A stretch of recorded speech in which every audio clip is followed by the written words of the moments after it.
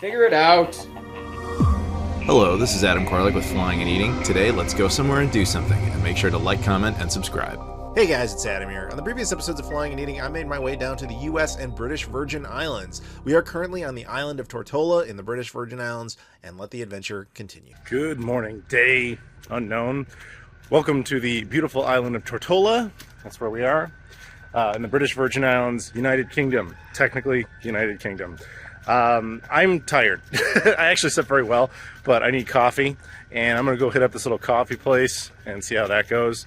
Then we'll go find something to do. So we are at Tortola Pier Park. This is where the big cruise ships come in, and then people get off and go check out the area, do quick little cruises around. I've never done this type of thing. I know people that have, but just never been my thing. But one thing I have noticed here in St. Thomas, St. John, etc., these areas are always kind of the same. They have the giant section, obviously, for the cruise ship, and then they try to put on a beautiful face, and then tourists can just quickly go around, shop and stuff, maybe hop on one of these, wander around the island real quick, and then come back. All right, so we're going to this place. It's called Beans. Let's do it.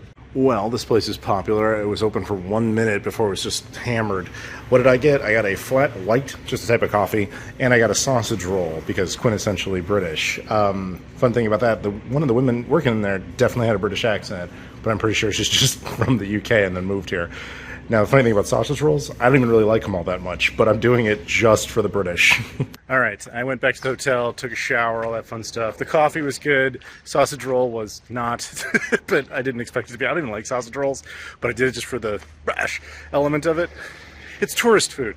Let's be very clear about this. In my experience here thus far, every sort of stereotypical British food item here is exactly for people like me who want the quirk of eating something that is British, while really that's not what they do. Try the local stuff. I think that's what we're going to do from now on. Fast forward a bit. That's the entry point where I came in on the ferry. That's Road Town sign, and you get this look of the houses like up in the hills.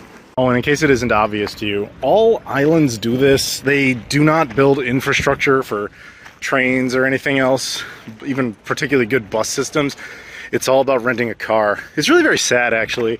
Like, all the time I've spent on Guam and every other island like that, they would all massively benefit from some sort of, like, superior train network. They just don't do it, sadly. All right, so that White House, I believe, is the old government house. It's like a museum now.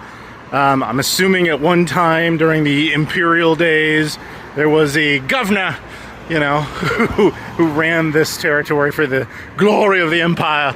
Because right over here we also have Queen Elizabeth II Park. Disclaimer, multiple times in this video I referred to the Danes of Denmark as the Dutch, which are of course from the Netherlands. I screwed it up, I apologize. Every single time I refer to the Dutch, I'm actually talking about the Danes. Probably not the worst time to talk a little bit about the islands and their history, what little I know. So basically, why do the British have this? Like, why is this still theirs, technically? Basically, these islands, including the US Virgin Islands, all of them, were just native islands. Then what happened? Empire! Dun, dun, dun, dun, dun, dun. So the Dutch actually showed up, and they conquered, like, all of these islands. And then they colonized them, etc. The Dutch did not actually hold on to all of them particularly long, because eventually the British showed up and said, "What's all this in? I think that's good, we'll take that in." And so they took like half of them. That's where we are right now. That was kind of the status quo for a couple centuries, until basically World War I. In World War I, the Dutch were desperate for funding in, you know, continuing their war effort against Germany, and they looked at their options and said, we don't have many. But the United States was willing to play ball with them and bought out their Dutch islands in the Caribbean, namely what we now call the US Virgin Islands. But that only applied to those. It didn't apply to the British ones. Hence, these are still British. Now, funny enough, in World War II, all of these islands had bases on them. You know, these were all military assets for the British because the empire was still a thing. President Roosevelt cut a deal with Churchill and basically said, here's what we're going to do. Lend-Lease program, we're going to hook you guys up with arms. You can fight the Germans in World War II, etc. This is before the U.S. itself joined the war. But in exchange, you don't have to give us your islands, but you do have to get all military assets out of them forever.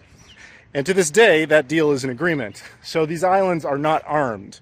In the sense they don't have bases. The British don't do anything directly to protect them. Where we actually saw that come to a head was the Falklands War. In 1983, I think it was, when Argentina basically invaded the Falklands down, or was it Chile? Down there, sorry, I think it was Argentina. And they went to war over those islands. And the British were like, do we defend it? Will the Americans care? Because technically we're not supposed to get involved, etc. And the Reagan administration at the time was like, it's your turf, dog. So the British went to war and they won the war and they held on to it. Kind of proving that they were still interested in maintaining their overseas territories, these remnants of empire.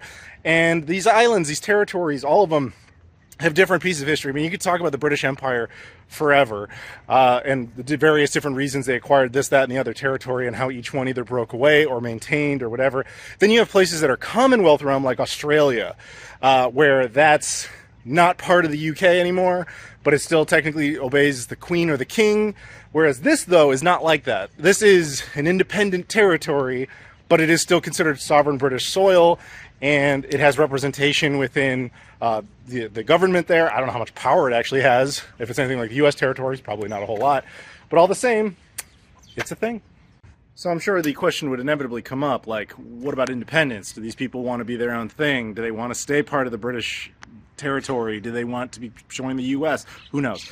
I can't possibly speak for the citizens of this area, but what I can say is if it's anything like the way the U.S.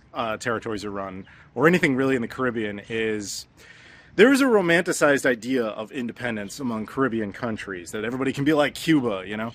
Cuba's a dump. I've been to Cuba. It is not a place you want to emulate, man. There's the problem with islands is they simply do not have enough land, enough resources, enough material to be able to self-generate all the resources necessary for existence. There's a reason they were so easily colonized over the centuries. Even now, throughout the Caribbean, territory like the one we are literally on right now still belongs to an overseeing nation simply because of how easy it is to dominate. Now, you can argue, well, if you give them independence, then they can, handle themselves. It doesn't work like that. There's very few Caribbean countries that are a success story. In fact, I would argue there's only one, and that's Barbados. And the reason Barbados is a success story is they were a British territory, but when the empire was collapsing in 1948, they saw the writing on the wall, and they're like, we do not want to end up being a vacation spot that solely exists to cater to rich Americans, because that would inevitably have been their future. So they invested in something that was not going to pay off, and they knew it wasn't going to pay off for 40, 50 years, which was massive education and infrastructure. And it did. So they developed a bunch of engineers and infrastructure and production, etc. So they actually function like a real country. Every other country in the Caribbean is either completely dependent upon a European or American power, or is Cuba. There's not any other real success stories.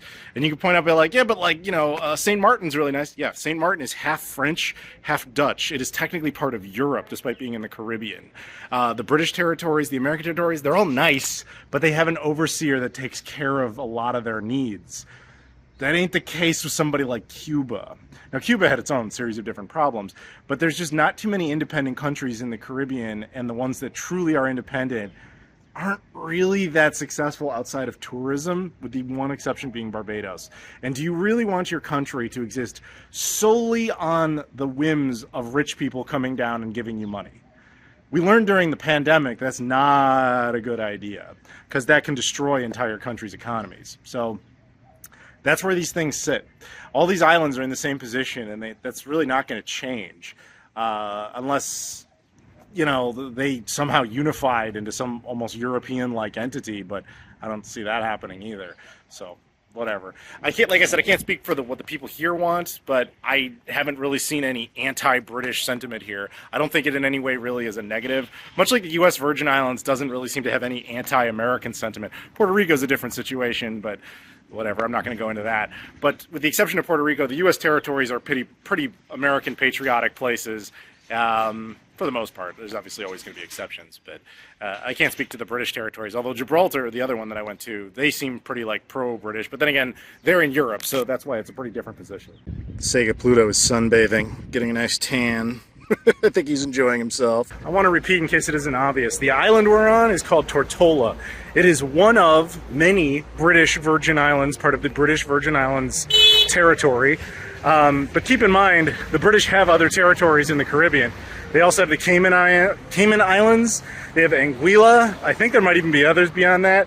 But this is it's kind of like how the U.S. Virgin Islands and Puerto Rico are right next to each other. They're both part of the United States, but they're different territories.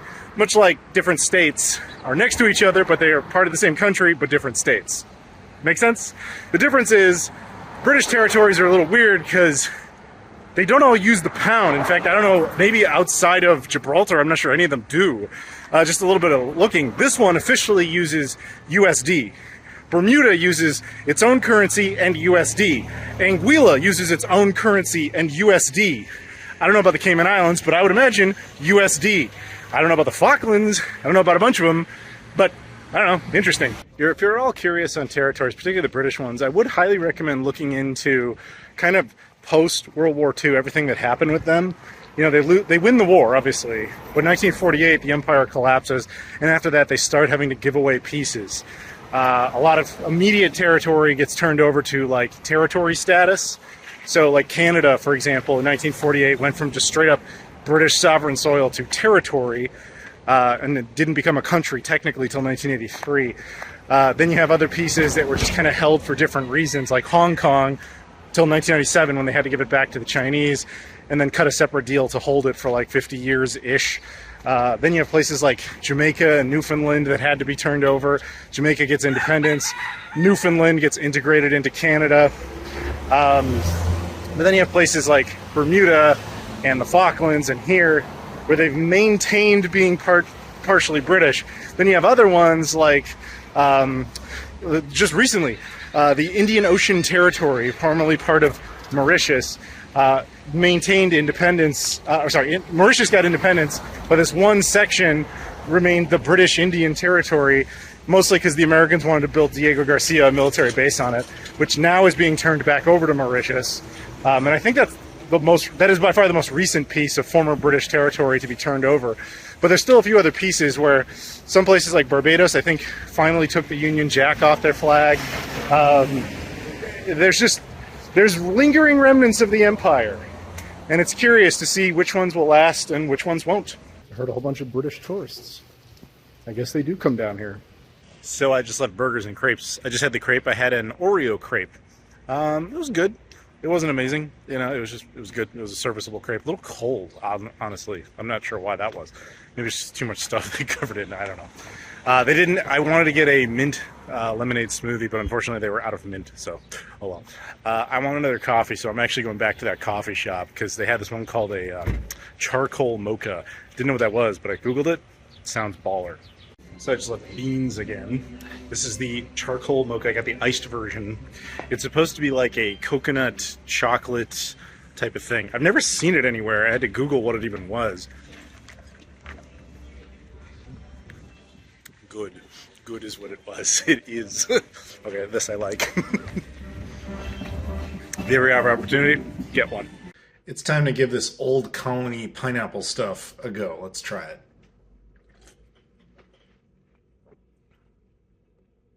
Basically tastes like Doritos, which kind of makes sense.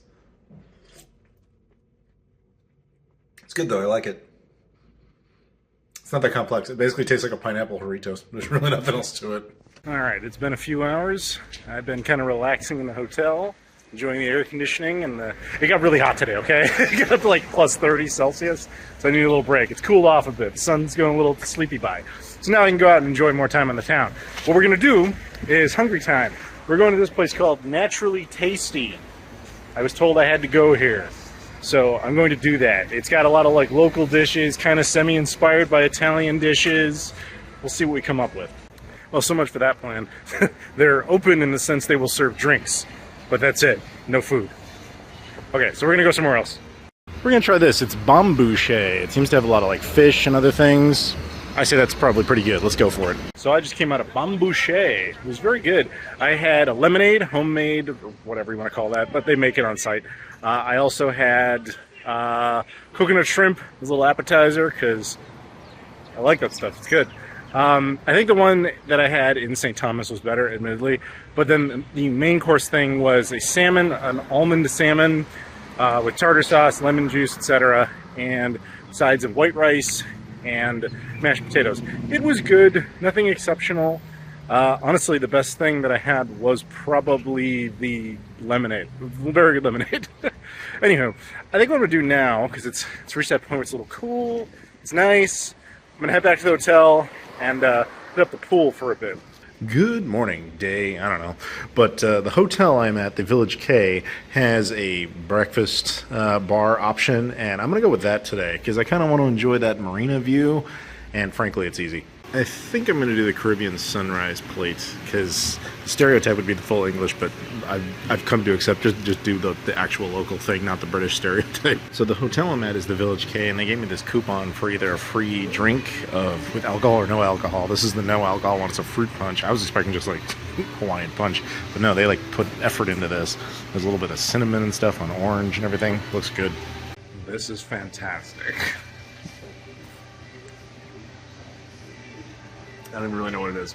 It was really good. So I just had my breakfast. It was good. I had the sunrise special, which had like plantains, potatoes, bacon, some fruit, a little bit of green stuff. That one I didn't really touch much of just because it had bell peppers in it, and I really don't like bell peppers.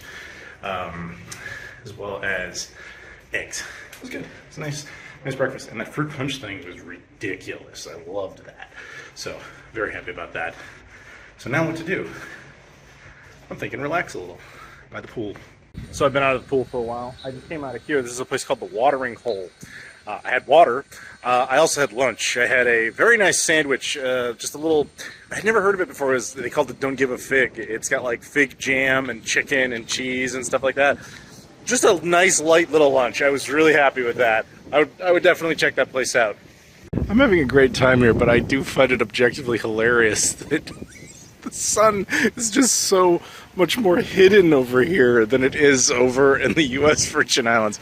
Like the old joke about how the British just don't allow the sun is true even here. I'm not insane. I know it's a coincidence of the weather, but it's a funny one. So before I go back to the hotel, I wanted another coffee. So I wanted the beans again. This time I got the charcoal mocha, but I got the hot version because the cold one was fantastic. But oddly enough, it's a chillier day today because, again, the whole sunlight ban. On this side, when you aim towards the U.S., you can see the sun. When you aim towards the rest of the British Virgin Islands... Okay, so I'm just going to throw this in here. There's an Avis here, car rental company. So I kind of thought, there's not much going on. Why not rent a car, drive around, and see what else I can show you? There's an island over here you can get to. They built a bridge called Beef Island. It's where they built the airport. And I was thinking sites and stuff, who knows? They don't have any cars. They're out, so it doesn't matter. But it was just kind of a wild thought. So I'm sorry. I would have shown you more things, but... See, I really like this. It's like a really dark black coffee, but it's partially because I think they put food coloring or something in it. But in addition to that, it has like chocolate and coconut. I really like this. I've never had it before. And sadly, I'll never be able to have it again. It's been a few hours. I took a nap. It was lovely. I'm in full vacation mode right now, right? And it's a good thing I actually didn't do the whole car rental thing, even if I had had the option. It looks fine now, but there was a massive rainstorm. There's a little bit of water and stuff down there from now, a couple hours ago. So it would have really screwed the day up anyway. So, but what are we going to do now? Dinner time. There's a sushi place, like up there somewhere. Not this bank, but beyond that. I'm going to go over there and scope it out. I know it's gray by comparison, but man, is this beautiful, perfect weather. Like, it's not humid. It's not cold at all. It's not too hot. It's not too sunny. It's just like perfect. I love it. Like, if I could live in this environment, you know, just this particular climate, exactly as it is right now. Oh, perfection. And here is our end goal, Sushi Bar, which apparently is inside of Jurassic Park. But, yeah, this should be good. All right, so I'm leaving a sushi bar at Jurassic Park. Okay, first I had a lobster ramen, which was a combination I had never seen as an option anywhere in my entire life. It was very good. They put peppers in it, which I don't like, so I took those out, but it was good. Not the best ramen I ever had, but it was good. The sushi, though, I had what they called the crazy salmon and tuna, which was just combo type of roll. That was maybe the best sushi I've ever had. And that says a lot. because I've been to Japan like 22 times. Granted, I eat cheap sushi in Japan, fair. But that was really, really good. I kind of regret getting the ramen only because I wish I had gotten another sushi platter instead, just because it was so good. So yeah, that was cool. I like that. I should probably point this out because it just dawned on me. So, in the UK, outside of London, tipping is not a thing. Like it's really just London that does it because they're so used to American tourists. They're like, you want to give us extra money, fine. But the rest of the UK really doesn't do that. So I was curious how that would work here, and I figured because official currency is USD, they mostly cater to Americans. It's a vacation spot. The tour tipping is a thing, and it very much is. It's the standard is the US, so it's like 20%, whatever. What was interesting about that place is she very specifically said, don't tip. And I was like, okay. I decided to walk up the marina. I'm pretty sure that's the Bermuda flag. I could be wrong. Definitely is the Union Jack on it. We have American flags, and much to my surprise, there's a Canadian here somewhere. Good morning. It's day unknown here in the British Virgin Islands. Today's my time of departure. I've actually already checked out of my hotel room, so while I was still in there, I filmed this. All right, let's try the Old Colony grape soda. Again, this is made by Dr. Pepper, but I've never seen it anywhere outside of the British Virgin Islands. I'm not saying it doesn't exist elsewhere, just that I haven't seen it. Yeah, that's just grape soda. Just straight up grape soda. Kind of tastes like a Welch's grape soda. Very similar to that. I had the pineapple one. That one was good. It was more like a Jarritos type of pineapple. This is closer to like Welch's grape soda. Yeah, that stuff was fine. Now I'm actually chilling over at the, well, it's a restaurant attached to the hotel. I had breakfast here yesterday. I'm going to have lunch here. I'm going to get the honey stung chicken, but they're not ready for lunch yet, not for another like half hour, which is totally fine. My situation, you have to check out of the hotel room at 11. My boat leaves at 3. It takes about 7 minutes at most to walk over there, so that's 4 hours. However, they were like, well, you got to be here, an hour before that, so you got to be there by 2. So I got to kill 3 hours without a hotel room, which is fine. There's not a lot of time to do anything significant, but enough time that you can't just sit out in the sun. So I'm just chilling here by the pier and everything. And they said, oh, it's going to be a while for the food. Take your time. So I'm good. All right, so I'm now at the boat dock. I just checked in, dropped my bag off. You have to pay a fee to get your bag on, which I expected. Now I have to go do this, departure test, because it is the UK. So I picked these up in Japan last year, and they're like little wipes that kind of have like a refresh feel, like a mint feel. First time I've had to use one on this trip. So good. We have successfully boarded. As you can see, these are the people that just came in. They're about to enter the British Virgin Islands, and soon we will be leaving, heading back to the U.S. Virgin Islands. Keep in mind there is an exit tax here. It's $20. That could be paid in cash or credit. I paid in credit. You have the U.S. here, and on that side, the U.K. The thinnest border between the two countries, other than 1 American acre. U.S. Customs. I am back in the United States. I am here in St. Thomas. And so now the goal is to get to the hotel and drop my bags off. And then I'm going to go get dinner because that's really all I have time for at this point. And because we're not savages, there was no import tax to arrive in the country. I'd also like to point out that across the street, you have the British-style bus there. You would think that was the British Virgin Islands, but no, that is here in the U.S. Virgin Islands. Good morning. It's day, I'm pretty sure 8. Behind me is the airport here on St. Thomas. I've been walking over there because I don't like cabs and I need the exercise very clearly. So I'm going to go over there. There's a little cafe nearby, supposedly. We're going to go there, have a little breakfast, and then go inside and check in, change clothes once we're inside the airport. We'll probably talk about this a bit more later, but U.S. Virgin Islands, there's a huge warning on this airport to just be like, look, they're kind of slow here.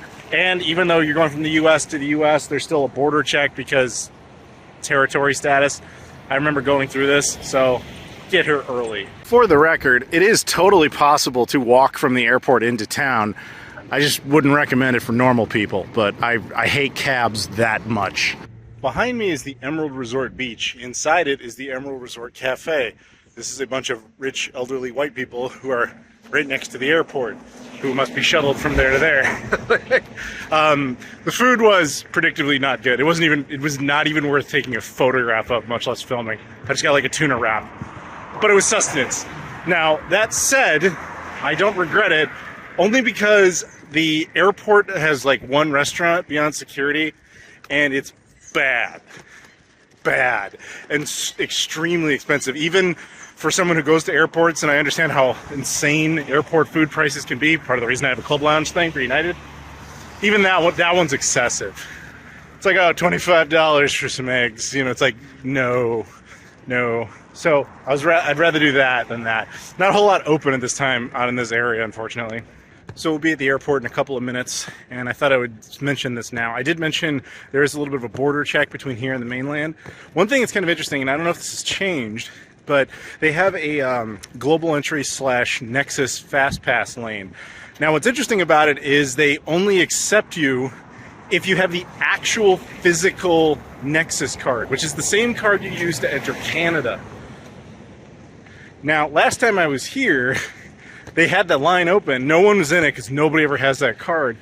And so I was like, oh, I have global entry Nexus, I'll go there. And the guy's like, you can't go here, so you need the actual card. And when I pulled the actual card out, which I had no reason to need, I just always have it on me, he was just like, he couldn't stop me at that point. And so I'm curious if it's going to work like this. However, that area, they're really super sensitive about filming and stuff. So I'll kind of give you a recap once I've gone through security and all that. But basically my plan is get up there, cool off a little bit, finish my bottle of water, change clothes, and then go through security and customs, if you want to call it that, and then etc. I have to check my bag in too. Oh man, did anybody ever see heavyweights? They have the blob here. That's awesome. Okay, it's been a minute. I have dressed. I'm feeling a lot better.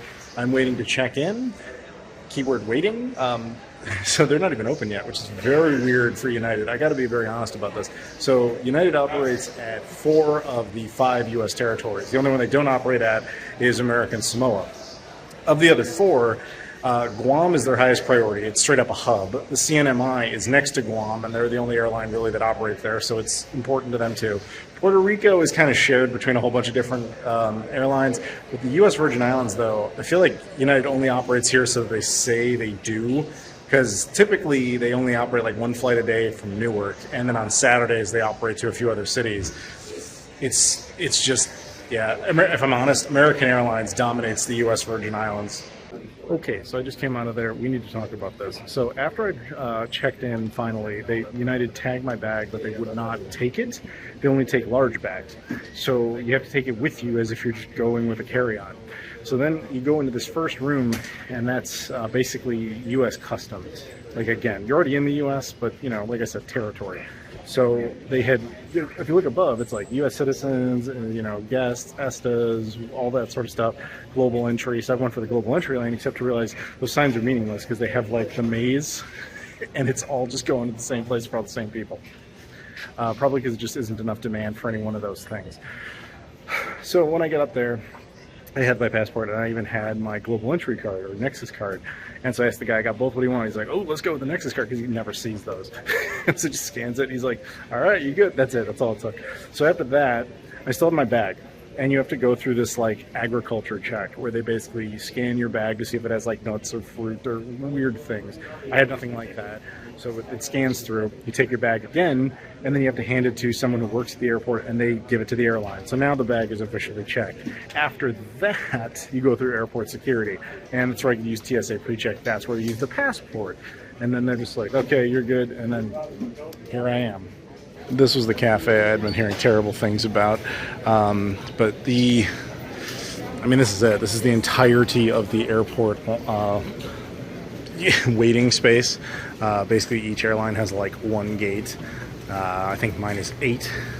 Although, admittedly, they've added like this island grind thing wasn't here before.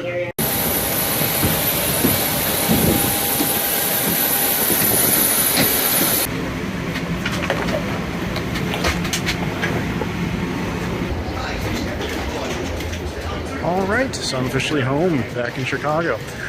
So you may have noticed I didn't eat anything other than that little tuna wrap, which I'll like tell you about.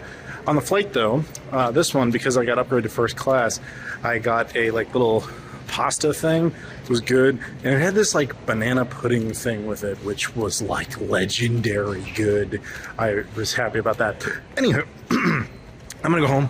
I'm gonna go to sleep. So I had a lot of fun on this trip. I hope you guys enjoyed it. And if you ever get a chance, go down to the U.S. Virgin Islands, go down to the British Virgin Islands, and have some fun. So thank you very much for watching. If you guys can do me a favor, please like the video, comment down below, subscribe if you haven't done that before, and check out all the social media stuff in the description: Twitter, Instagram, Facebook, Discord, Patreon, Spreadshirt, etc. Thank you so much for watching, and I'll see you all later.